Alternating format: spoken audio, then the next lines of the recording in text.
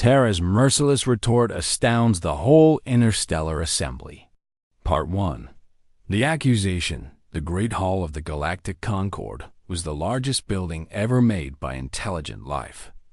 It floated in the empty space between 3 star systems, and its crystal walls let in the light of 1,000 distant suns. Inside, 300 different alien species sat in their assigned places, each one representing a world or an empire that had joined the Concord. The Concord had kept peace in the galaxy for 12,000 years. Wars still happened in the outer regions, but here, in this hall, species talked instead of fighting. They made deals instead of war. They solved problems with words instead of weapons. Humanity had been part of this assembly for only 200 years. In a room full of ancient civilizations, they were like children who had just learned to walk. Their seats were in the outer ring, far from the center where the powerful species sat. Most aliens barely noticed them. Ambassador Elena Vasquez stood at the small podium assigned to Earth. She was a tall woman, with gray hair and sharp eyes that had seen many difficult negotiations. Today, she wore the formal blue uniform of the Terran Diplomatic Corps, and she kept her face calm, even though her heart was beating fast. She had received a warning 3 days ago. Something bad was coming.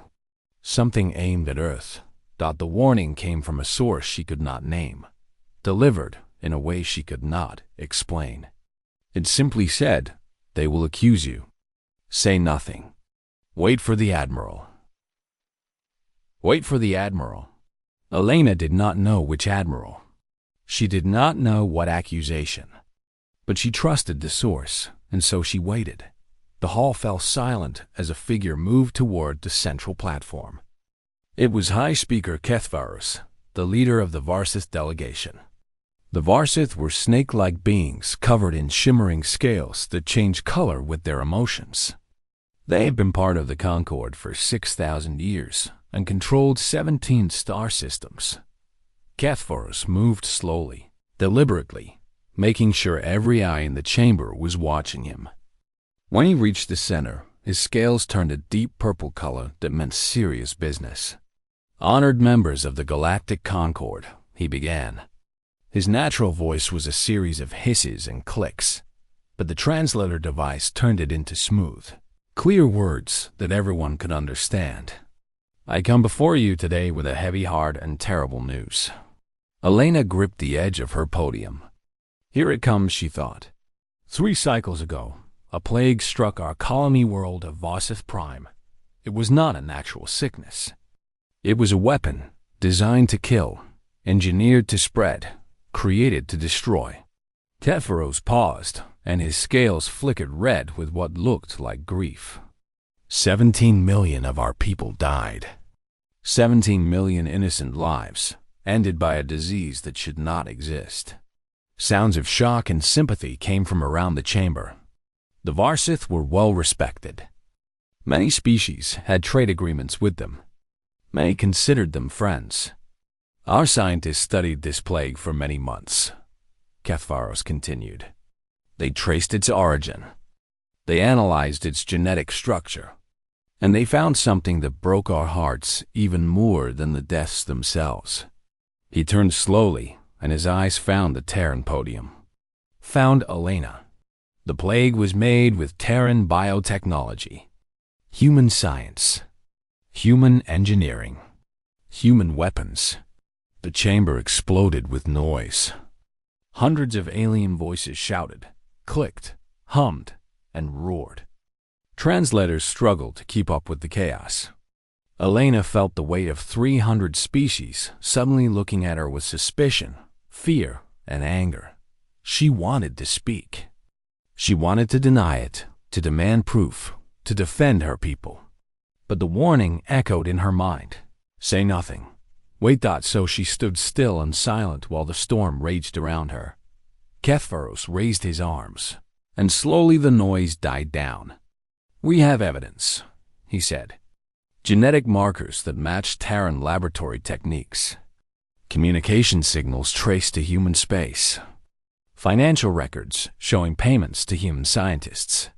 He produced a small device and placed it on the central platform.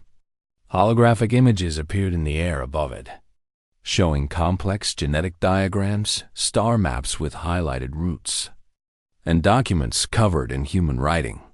"We do not make this accusation lightly," Kethvaros said. "We have checked and double-checked our findings. We have consulted with independent experts from 12 different species. The conclusion is unavoidable." He pointed directly at Elena. "Terra has committed an act of biological warfare against the Varsis people. This is not just a crime against us. This is a crime against the entire Concord, against the very principles that hold our civilization together." Elena felt sweat forming on her back. The evidence looked convincing. The presentation was perfect, and she had nothing to counter it with except a mysterious message telling her to wait. "Therefore," Kethvaros announced, "the Varsis Dominion formally demands that the Galactic Concord take immediate action. We demand full economic sanctions against Terra. We demand that all Terran biological research facilities be opened for inspection. We demand reparations of 5 trillion standard credits. And we demand that the humans responsible for this atrocity be handed over for trial." The chamber buzzed with discussion. Elena could see other delegates nodding, their faces showing agreement with the Varsis demands. Humanity had few friends here. They were newcomers, outsiders, and now they were accused murderers. High Arbiter Yeneth, the ancient crystalline being who served as judge and moderator for the Concord, raised one of her shimmering limbs. "The accusations are serious," she said, her voice like wind chimes in a storm. "Terra will have the opportunity to respond. Ambassador Vasquez, does your government have anything to say?" Elena opened her mouth, still not knowing what words would come out, and then she heard footsteps behind her, heavy boots on the metal floor. A steady, confident rhythm that somehow cut through all the noise and chaos of the chamber. A man stepped past her and walked toward the central platform. He wore the black uniform of the Terran Space Navy, decorated with more medals than Elena had ever seen on one person. His hair was gray, his face was lined with age and experience, and his eyes were cold and sharp like weapons. Admiral Marcus Chun, commander of the Third Fleet, the most decorated military officer in human history. He was supposed to be 18 parsecs away, guarding the border. He was not supposed to be here. No one had told Elena he was coming, but here he was. "I invoke Article 7, he said, his voice cutting through the chamber like a blade. "Terra demands the right of immediate response." And just like that, the entire room fell silent. Terra's merciless retort astounds the whole interstellar assembly. Part 2. The evidence Article 7 was old. Very old. It came from a time before the Concord was peaceful, when accusations in this chamber often led to wars that destroyed entire worlds. The article gave the accused the right to speak immediately, without interruption, for as long as they needed. No one could stop them. No one could argue. They could only listen. In 12,000 years, Article 7 had been used only 19 times. The last time was 800 years ago, when the Kethmori defended themselves against false charges of espionage. They had spoken for 6 hours and presented evidence that not only cleared their name but destroyed the reputation of their accusers. High Arbiter Yeneth's crystal body chimed softly as she considered the request. "Article 7 is invoked," she announced. "Terra may speak. All others will remain silent until Terra yields the floor." Admiral Chun nodded once and walked to the central platform. He did not rush. He did not show any emotion. He moved like a man who had all the time in the universe and knew exactly what he was going to do with it. When he reached the center, he stood still for a long moment, looking around the chamber. His eyes moved from delegation to delegation, taking in the hundreds of alien faces watching him. Some looked curious. Some looked hostile. Some looked afraid.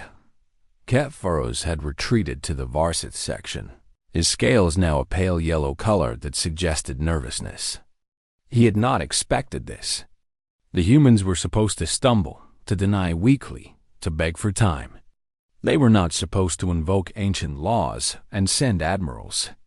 17 million dead, Chun finally said. His voice was not loud, but something about it made everyone lean forward to listen. The Varsith have suffered a great tragedy. We recognize this. We mourn with them. He paused. But Terra did not cause this tragedy. We did not create the plague. We did not attack Varsith Prime. And the evidence presented by High Speaker Kethfaros is a lie. The chamber rustled with surprise, but no one spoke. Article 7 protected Chun from interruption. Not a mistake, Chun continued. Not a misunderstanding. A deliberate, calculated lie designed to frame humanity for a crime we did not commit.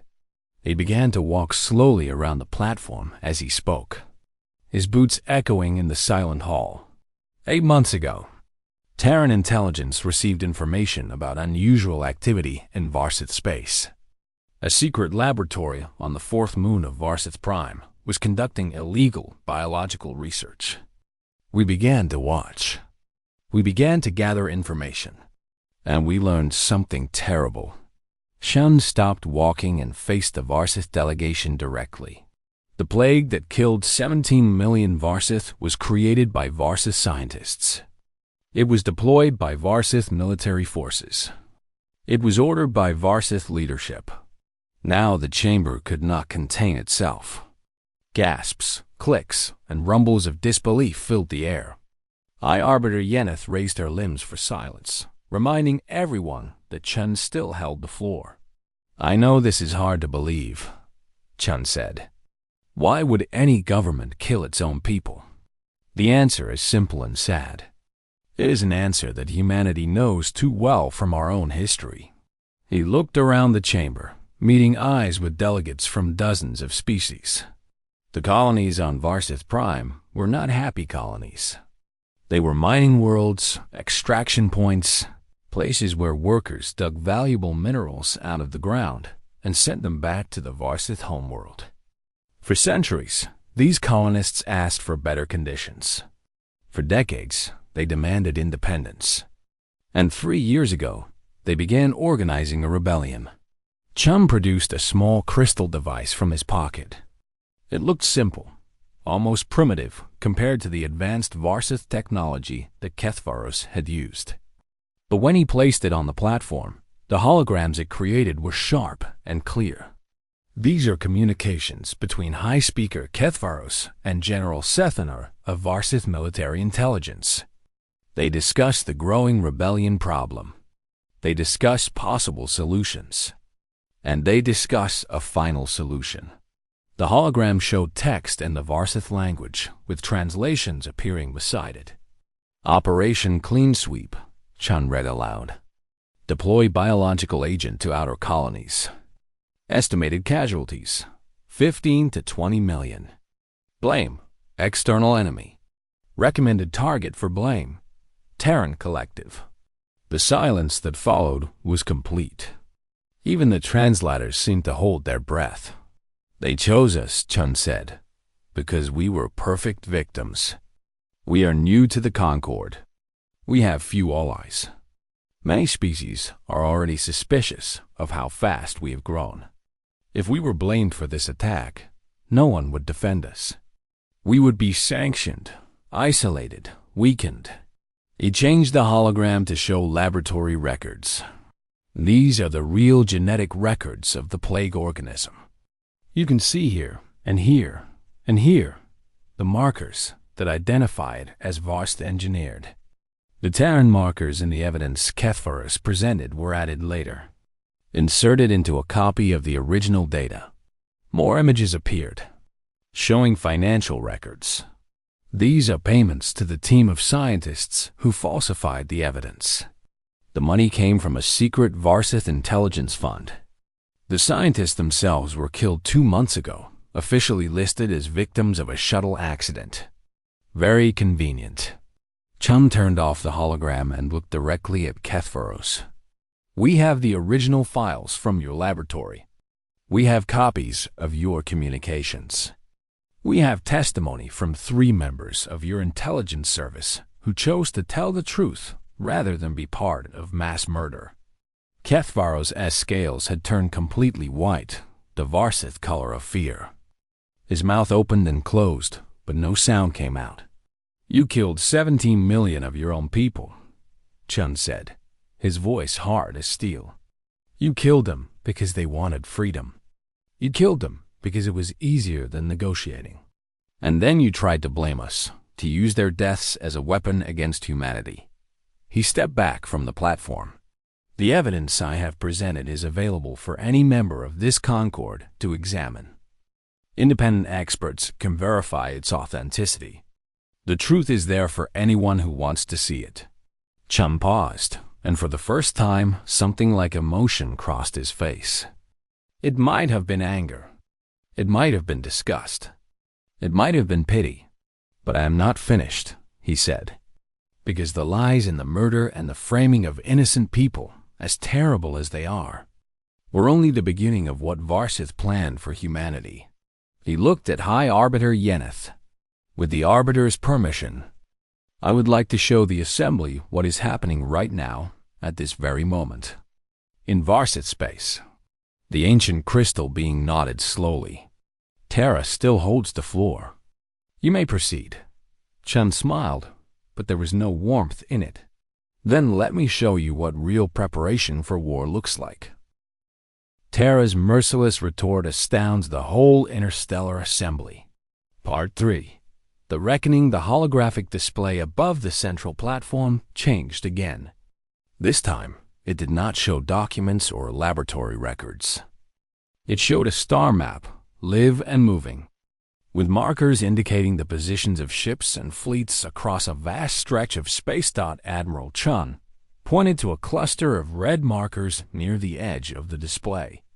This is the Kepler corridor, he said. It is a narrow passage to an area of dangerous space, filled with radiation storms and gravity wells. It is also the fastest route from Varsith territory to Earth's solar system. In fact, it is the only route that a large fleet could travel without taking years to go around. The red markers pulse softly. 47 Varsith capital ships are currently positioned at the entrance to this corridor. Each capital ship is supported by 6 to 8 smaller vessels. In total, more than 300 warships are sitting there, fully armed, fully fueled, ready to move. The chamber stirred with unease. 300 warships was not a small force. It was an invasion fleet. This fleet began gathering 4 months ago, Chun continued. Long before the accusation was made today. Long before the evidence was presented. The plan was already in motion.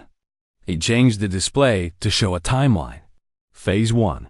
Create the plague and deploy it on the rebel colonies. Phase 2. Falsify evidence pointing to Terra. Phase 3. Present the accusation to the Concord and demand sanctions. Phase 4. While Terra is weakened and isolated, move the fleet through the Kepler corridor and attack Earth directly. Chun's voice remained calm, almost casual, as if he were discussing the weather instead of plans for the destruction of his species. The sanctions were important, he explained. One of the main demands was that Terra open all biological research facilities for inspection. These facilities also develop our medical defenses, our vaccines, our treatments for disease. Opening them would mean shutting them down for months. It would mean sharing all our medical secrets. He looked around the chamber, and some of those medical secrets include our defenses against biological weapons. If we had agreed to the inspection, we would have been completely vulnerable to the next plague, the one designed to kill humans instead of Varsith. A sound went through the assembly, a ripple of horror as species after species understood what Chun was saying. The Varsith had not just planned to blame humanity for one plague.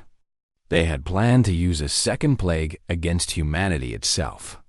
"We found the research notes," Chun said quietly. "The human-killing plague was almost ready. Another few months of development, and it would have been deployed on Earth, on our colonies, on every human settlement in the galaxy. Billions would have died." High Speaker Kethvarus finally found his voice. He stood up in the Varsith section, his scales flashing angry red. "These are lies," he shouted. "Fabrications designed to cover human guilt. The Concord must not believe this murderer." High Arbiter Yeneth's voice cut through like a cold wind. "High Speaker, you will be silent. Article 7 protects the speaker from interruption. You will have your chance to respond when Terra yields the floor." Kethvaros opened his mouth to argue, but the guards of the Concord moved toward him. These were not soldiers of any single species. They were a mixed force, chosen from neutral worlds, loyal only to the assembly itself. Kethvaros sat down slowly, his scales still pulsing with color. Chun watched this happen without expression. Then he continued. "The question many of you must be asking is simple. How do we know all this? How did Terra, a young species with limited intelligence networks, uncover a conspiracy that involved the highest levels of Varsith government?" He smiled slightly. "The answer is that we are not as young or as limited as we appear." The star map display changed again. This time, it showed Earth and its surrounding colonies, with lines extending outward in every direction. When humanity joined the Concord 200 years ago, we knew we were entering a dangerous universe. We had read the histories. We had seen what happened to other young species who were not careful. Some were conquered. Some were enslaved. Some simply disappeared. Chun's voice grew harder. We decided that would not happen to us. So while we smiled and negotiated and played the role of harmless newcomers, we were also building. Building ships. Building weapons. Building intelligence networks that reached into every corner of the galaxy. He pointed to the Varsith section of the display. We have had agents in Varsith space for 150 years. Some are humans who look like other species. Some are members of other species who believe in our cause. Some are machines so small you cannot see them without special equipment. We know things about Varsith that Varsith does not know about itself. The chamber was completely silent now. Every delegate was staring at Chun with a mixture of fear and fascination.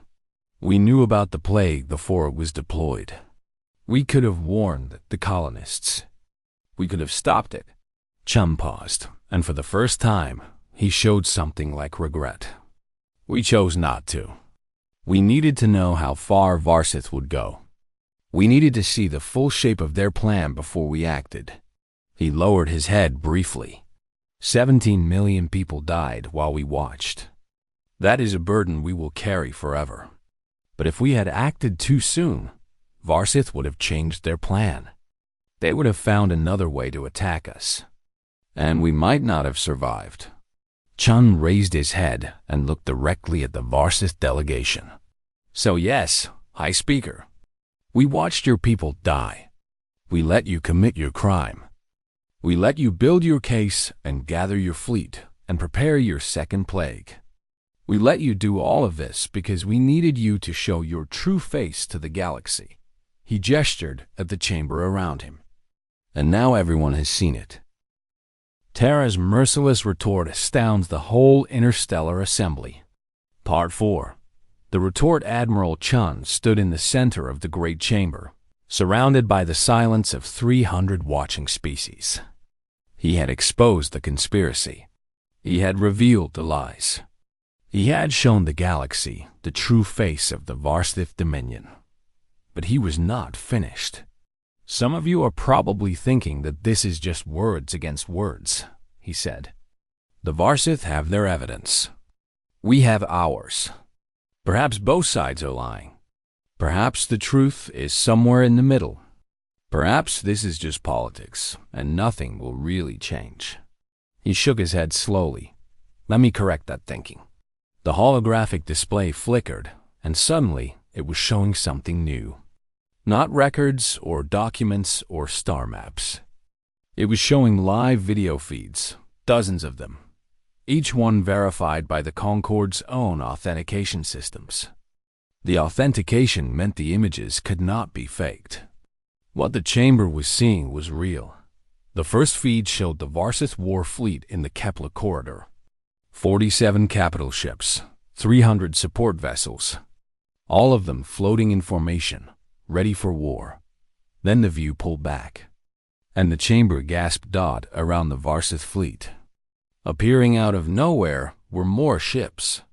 Human ships. They came out of the darkness of space like ghosts, their stealth systems deactivating to reveal their presence. 1 ship, 10 ships, 50 ships, 100 ships, more. The third fleet, Chun said calmly. 92 capital ships, 400 support vessels. They have been in position for 6 weeks, waiting. Another feed activated. This one showed a different location, deeper in Varsith space. The fifth fleet, 78 capital ships. They are currently positioned behind the Varsith home world, blocking any retreat. A third feed. This one showed Varsith Prime itself, the planet where 17 million people had died from the plague. In orbit around the planet, more human ships were appearing. These were different from the others. They were bigger, more heavily armed, with weapons that pointed down at the world below. The first fleet, Chun said. Our oldest and most powerful fleet. 61 capital ships. They have been in orbit around Varsith Prime for 2 months. Your sensors never detected them. Your defense platforms never saw them. They have been watching your military bases, your government buildings, your leaders moving from place to place. The chamber erupted with noise. Delegates shouted questions, accusations, and demands. Some were calling for the Concorde guards to arrest Chun. Others were calling for emergency sessions. Others were simply staring at the screens in disbelief. High Arbiter Yeneth's voice cut through the chaos. Order! There will be order. Article 7 remains in effect. Slowly, reluctantly, the noise died down. Chun waited until the silence returned before continuing. There is one more fleet I should mention. The 9th Fleet. He smiled slightly. Officially, the 9th Fleet does not exist. It appears in no records, no budgets, no organizational charts. As far as the galaxy knows, the Terran Space Navy has only 8 fleets. Another feed activated. This one showed a location far from Varsith space, near a star that no one recognized. Floating in the darkness were ships unlike any the chamber had seen before. They were huge, nearly twice the size of normal capital ships, and they bristled with weapons that glowed with strange energy. The 9th Fleet, our newest, most advanced vessels. 112 capital ships, each one capable of destroying a planet. Chun paused. They are currently holding position at the edge of Concorde space, just in case anyone else was thinking of taking advantage of this situation. The numbers were overwhelming. The Varsith fleet of 300 ships was surrounded by a Terran force of nearly 1,000. And that was not counting the mysterious 9th Fleet waiting in reserve. Kepharos stood again, his scales shifting through colors so fast they seemed to blur. This is an act of war. He screamed. The Concorde must respond. Humanity has invaded our territory. Chun turned to face him. We have invaded nothing. Our ships are in open space, not in Varsith systems. They have fired no weapons. They have made no demands.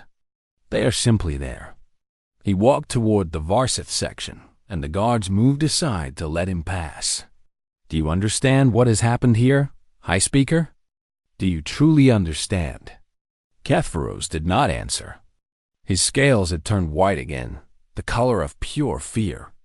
For 6 months, you thought you were the hunter, Chun said.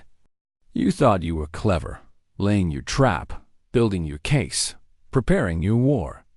You thought humanity was weak, foolish, easy to destroy. He stopped directly in front of Kethvaros. You were wrong. While you were planning, we were watching. While you were building one fleet, we were building 4. While you were making your plague, we were making sure every human in the galaxy was vaccinated against it. Chun leaned closer, his voice dropping to almost a whisper that somehow still carried through the entire chamber. We could destroy you. Right now, today, with a single order from me, every Varsis ship in space would become dust. Your home world would burn. Your species would end. And the galaxy would call it justice. He stepped back. But we are not going to do that. The words hung in the air. Unexpected, impossible. What we are going to do, Chun continued, turning to face the whole chamber again, is show you something you have never seen before. Something no species in this Concord has ever demonstrated in 12,000 years of history. He walked back to the central platform. We are going to show you mercy. Terra's Merciless Retort Astounds the whole Interstellar Assembly. Part 5. The new order, the word mercy, seemed to confuse the assembly more than anything else Admiral Chun had said. Delegates looked at each other with uncertainty. Some checked their translators to make sure the word had been converted correctly. Others simply stared at Chun as if he had started speaking nonsense. Chun understood their confusion. He had expected it. In exactly 4 hours, he announced, every Terran ship will withdraw from Varsith space. Every fleet will return to its normal position. Every weapon will stand down. We will leave, and we will not come back. He paused to let this sink in. We demand nothing in return. No reparations. No territory. No prisoners. No apologies. Varsith may deal with the evidence we have presented in whatever way they choose. The Concord may judge them however the Concord sees fit. We will not interfere. The confusion in the chamber was growing. Species were whispering to each other, trying to understand what trick this was, what trap humanity was setting. Ambassador Vasquez stepped forward and joined Chun on the central platform. Her voice was calm and measured, a contrast to the Admiral's hard military tone. I know this is difficult to understand, she said. In all the history of this Concord, no species has ever held such power and chosen not to use it. When the strong face the weak, the strong always take what they can. That is the way the galaxy has worked for thousands of years. She looked around the chamber, meeting eyes with delegate after delegate. But that is not the way humans work. Not anymore. The Kethmori delegate, a tall, thin being known for asking difficult questions, raised one of his many arms. You have the right to speak, he said, but I must ask. Why? You have overwhelming force. You have justification that anyone would accept. Why show mercy to those who tried to destroy you? Chum nodded at the question. It was the question he had been waiting for. Long ago, on our home world, humans fought wars just like this one. Wars of revenge. Wars of conquest. Wars of extermination. We got very good at killing each other. We invented weapons that could destroy entire cities in a single flash of light. We built bombs that could poison the land for thousands of years. He paused, his eyes growing distant with memory. And then, one day, we nearly destroyed ourselves completely. A great war almost ended our species before we ever reached the stars. Billions died. Our world was damaged in ways that took centuries to repair. And in the ashes of that war, we learned something important. His voice grew stronger. We learned that vengeance creates more vengeance. That cruelty breeds more cruelty. That when you destroy your enemy completely, you create new enemies from their children and their allies and everyone who ever loved them. The cycle never ends. It only grows until it consumes everything. Vasquez continued the thought. So we made a choice. We decided that strength without wisdom is just another form of weakness. We decided that the truly powerful are those who can destroy their enemies and choose not to. We decided to be better than our past. She gestured at the display screens, still showing the Terran fleets surrounding Varsith space. Today, we could end the Varsith Dominion. Tomorrow, we could do the same to any species that threatens us. But we will not. Not because we are weak. Not because we are foolish. Not because we do not understand the danger. Her voice rang through the chamber. We will not destroy our enemies because we refuse to become them. Admiral Chun stepped forward again. Let me be clear about something. This mercy is not unlimited. This patience has boundaries. We are willing to forgive much, but we are not willing to be destroyed. His eyes swept across the assembly, cold and calculating. If any species attacks Terra or our colonies, we will defend ourselves. If any species tries to exterminate us, we will fight back with everything we have. If any species forces us into a corner where we must choose between our values and our survival, we will choose survival. He pointed at the Varsith delegation. Varsith tried to push us into that corner. They failed because we were prepared. The next species that tries may not be so lucky. The next time, we may not be able to afford mercy. Chun turned to face High Arbiter Yeneth. Terra yields the floor. Article 7 is complete. The Concord may proceed as it sees fit. The ancient crystal being chimed softly as she processed everything that had happened. After a long moment, she spoke. The evidence presented by Terra will be examined by independent investigators. Until their report is complete, no action will be taken against any party. This session is suspended. As delegates began to move and talk, as the great chamber filled with the buzz of 1,000 conversations, Chun and Vasquez walked back toward the Terran section. Their work here was done, but as they walked, something strange happened. Representatives from other species began to approach them, not with accusations or threats, but with questions, with offers, with respect. A delegate from the Morthani Collective, a species that had never spoken to humans before, stopped them in the aisle. "Your mercy," he said, his translator struggling with the emotion in his voice. "It is not weakness. We see this now. We would like to discuss alliance." Another delegate from the Civic Hive clicked her mandibles in what might have been approval. "You are strange creatures," she said. "But perhaps the galaxy needs strange creatures. Perhaps we have been doing things wrong for too long." Over the following weeks and months, the changes spread. The Concord's investigators confirmed everything Chun had claimed. Kethvarus and his allies were removed from power. The Varsith Dominion did not collapse, but it transformed, forced to face its crimes and begin to make amends. And humanity's position in the galaxy transformed as well. Species that had ignored them began seeking treaties. Species that had feared them began offering friendship.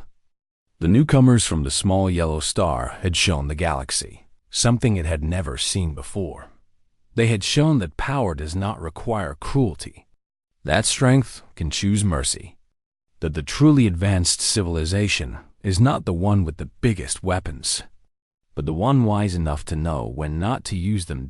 In the great history of the Galactic Concord, this day would be remembered as the beginning of a new age. The age when humanity taught the stars that there was another way, a better way.